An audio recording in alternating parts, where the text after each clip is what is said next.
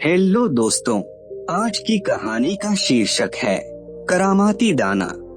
बहुत पहले की बात है। एक भिखारी सड़क के किनारे रहा करता था। उसका न तो कोई रहने का ठिकाना था और न ही कमाई का कोई निश्चित जरिया। वह कंधे पर एक झोला लटकाए सुबह से शाम तक भीख मांगा करता था। कहीं से उसे रोटी मिल जाती तो दूसरी जगह से सब्जी मांगकर पेट भर लेता था। लोग उस वैगी कहकर पुकारते थे।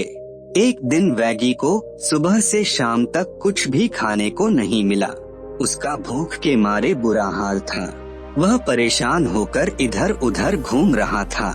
तभी एक बूढ़ी स्त्री ने उसे अपने पास बुलाया और उसकी परेशानी का कारण पूछा।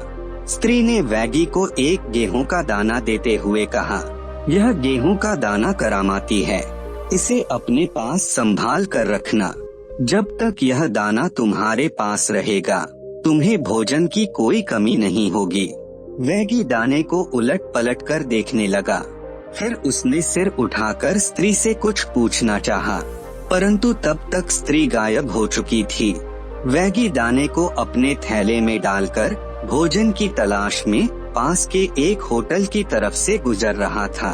तभी एक व्यक्ति ने उसे रोककर कहा, तुम यहाँ आकर पेट भर कर भोजन खा सकते हो। यहाँ आज हमारे सेठ जी का जन्मदिन मनाया जा रहा है। वैगी मन ही मन बहुत खुश हुआ और होटल से पेट भर खाना खाकर बाहर निकला। वह सोचने लगा कि यह गेहूं के दाने की करामात है या केवल एक संयोग की उसे मुफ्त में पेट भर भोजन मिल गया। अगले दिन वह घूमते घूमते थक गया तो भोजन के लिए एक घर पर पहुंच गया। वहां उसने दरवाजे पर दस्तक दी। एक सभ्य व पढ़ी लिखी स्त्री ने उसे आदर पूर्वक भीतर बुलाया और कहा, आप यहाँ रात्रि को विश्राम कर सकते हैं, पहले आप भोजन कर लीजिए। वैगी को अब यकीन हो गया कि गेहूं का दाना वाकई करामाती है। उसने पेट भर भोजन किया और फिर सोने जाने लगा। तभी उसे शिष्टाचार की बात याद आई तो उसने अपने थैले से अपना चाकू व प्लेट निकालकर मेजबान स्त्री को दे दी। फिर उसने गेहूं का दाना स्त्री को देते हुए कहा, मैडम, यह दाना मेरे लिए बहुत कीमती है, इसे संभाल कर रख लीजिए। सुबह को जाते वक्त यह दाना मैं आपसे वापस ले लूँगा। मेजबान स्त्री ने गेहूं का दाना संभालकर मेज पर रखी प्लेट में रख दिया और सोने चली गई। प्रतिदिन की भांति स्त्री सुबह को जल्दी उठ गई और अपनी मुर्गियों को बाड़े में दाना खिलाने लगी। फिर अपनी रसोई में काम करने चली गई। तभी एक मुर्गी खुले दरवाजे से कमरे के भीतर आकर जमीन से बचा खुचा खाना उठाकर खाने लगी। इसी बीच वैगी की आँख खुली। उसने देखा कि एक मुर्गी कमरे में घूम रही है। वैगी मुर्गी के पीछे दौड़ा। मुर्गी बचने के लिए मेज पर चढ़कर बैठ गई। उसने प्लेट में गेहूं का दाना देखा तो झट से खा गई। जब तक वैगी मुर्गी को पकड़ता मुर्गी दाना खा चुकी थी। वैगी ने शोर मचाना शुरू कर दिया। घर के सभी लोग जाग गए। घर का मालिक बहुत ही ईमानदार व शरीफ इंसान था। वह पूछने लगा, आप हमारे मेहमान हैं, क्या बात हो गई जिससे आप इतने नाराज हैं? वैगी बोला, मैंने मैडम को कह दिया था कि मेरा गेहूं का दाना संभाल कर रखिएगा, पर उन्होंने मेज पर रख दिया। उसे आपकी मुर्गी खा गई। मुझे वही गेहूं का दाना चाहिए। मेजबान लोग यह तो जानते नहीं थे कि उस दाने में क्या खासियत थी। वे खुशामद करने लगे कि आप जितने गेहूं चाहें ले जा सकते हैं। वह स्त्री एक कटोरी भर गेहूं ले आई, परंतु वैगी रोने लगा कि उसे वही दाना चाहिए। मेजबान ने कहा, वह दाना तो मुर्गी के पेट में जा चुका है, आप चाहें तो उस मुर्गी को ले जा सकते हैं। वैगी को बात जंच गई। उसने वह मुर्गी लेकर अपने थैले में डाल ली और वहाँ से चल दिया।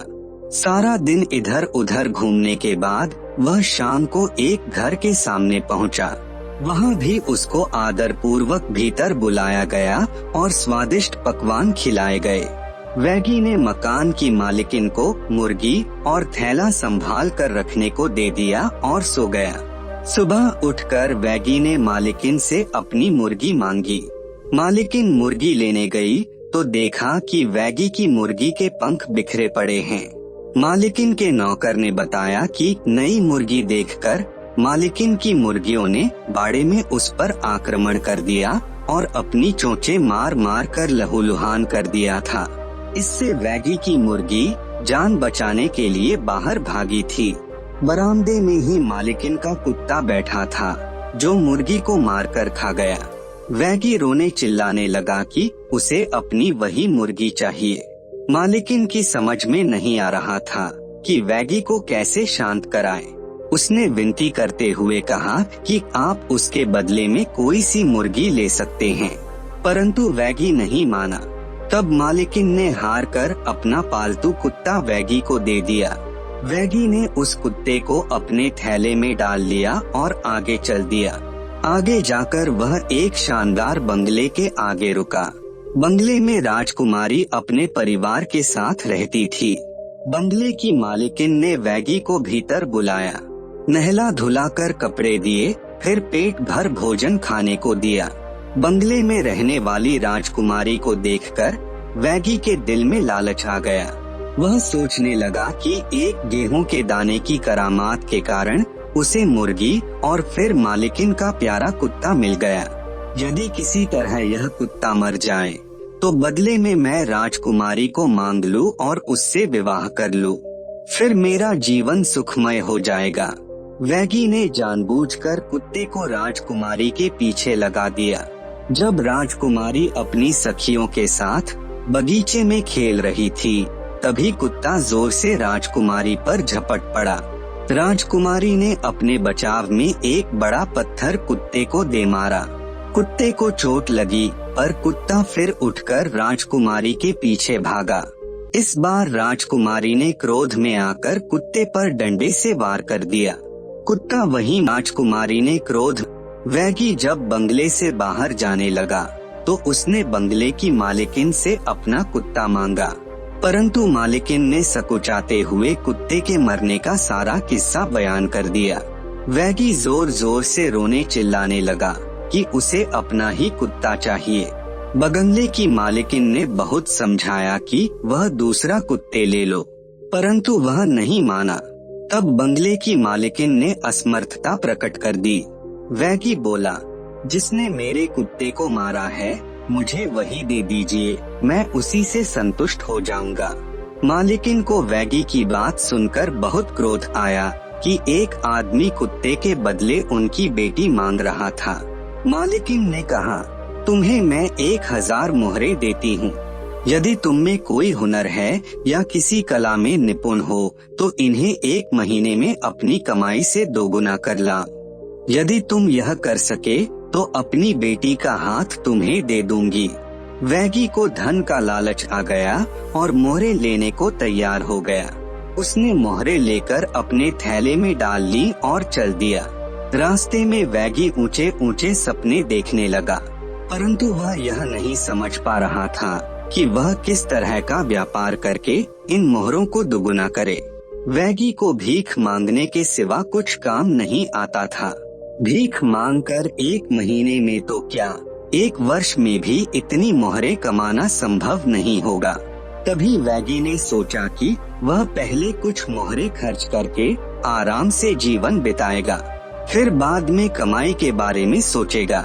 रास्ते में एक जगह रुककर वैगी ने मोहर निकालने के लिए थैले में हाथ डाला तो उसे यूँ लगा कि हाथ में कुछ चुभ गया हो। उसने तुरंत हाथ बाहर निकाल लिया। उसने थैला खोलकर देखना चाहा तो सैकड़ों कीड़े मकोड़े उड़कर उसे काटने लगे। वैगी ने थैला उठाकर दूर नदी में फेंक दिया। वैगी खाली हाथ रह गया। अब उसके सामने भीख मांगने के सिवा कोई चारा नहीं था। उसे लालच का फल मिल गया था। आपको ये कहानी कैसी लगी नीचे कमेंट करके हमें जरूर बताइएगा। अगर आपको ये कहानी पसंद आई हो तो अपने दोस्तों के साथ जरूर शेयर करें और ऐसी ही प्यारी कहानियाँ सुनने के लिए हमारे YouTube चैनल को सब्सक्राइब करें। धन्यवाद।